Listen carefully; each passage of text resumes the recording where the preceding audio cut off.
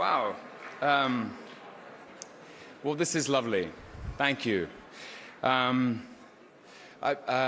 Just quickly to add to the thanks that Hugh Laurie began, I want to thank everybody at AMC and the BBC. I want to thank Susanna Beer, our producers, David Farr, who wrote The Night Manager, adapted from John le Carré's novel. To my agents, Christian Hodel and Brandon Liebman, who put this in front of me. Thank you. Tom Hollander, Elizabeth Debicki, thank you very much. Wow, ini benar-benar menyenangkan. Terima kasih. Saya hanya ingin menambahkan sedikit dari ucapan terima kasih yang tadi disampaikan oleh Hugh Laurie.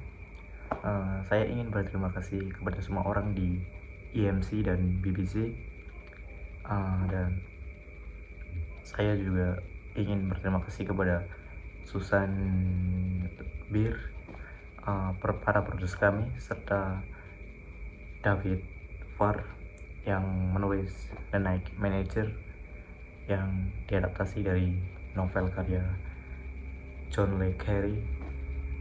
Untuk agen saya, para agen saya, Christian Hodel dan Brandon Liebman yang telah memberikan proyek ini kepada saya. Terima kasih. Tom Hollander dan Elizabeth Debicki, terima kasih banyak.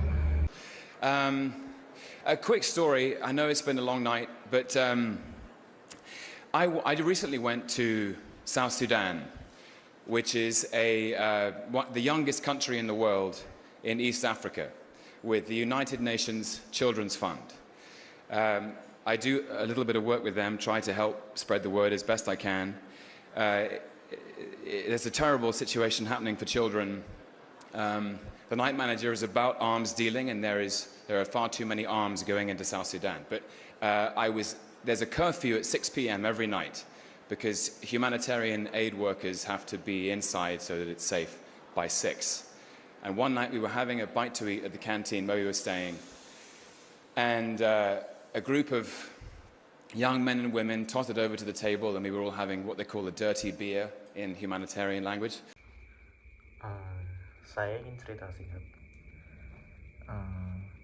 Saya tahu ini sudah malam yang panjang, tetapi baru-baru ini saya pergi ke Sudan Selatan, yang merupakan negara termuda di dunia, di Afrika Timur, bersama UNICEF. Saya melakukan sedikit pekerjaan dengan mereka, mencoba membantu menyebarkan informasi semampu saya. Situasi yang terjadi di sana sangat buruk, terutama bagi anak-anak. The Night Manager sendiri bercerita tentang perdagangan senjata, dan ada terlalu banyak senjata yang dimasukkan ke Sudan Selatan.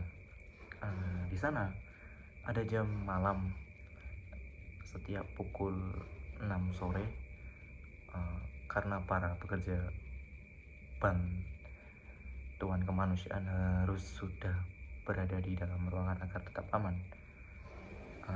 Suatu malam kami sedang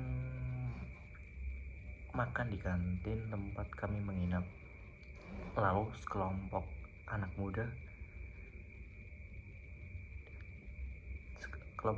datang mendekati meja kami, dan mereka semua sedang menikmati apa yang mereka sebut sebagai dirty beer dalam istilah pekerja kemanusiaan.